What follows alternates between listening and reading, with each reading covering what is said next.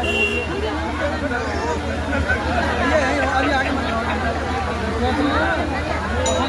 ऐसा दाऊ जी है, यहाँ बलराम जी ने यमुना जी ने बलराम जी को रास्ता नहीं दिया, तो बलराम जी ने हल लगाया और यमुना जी को खींच लिया।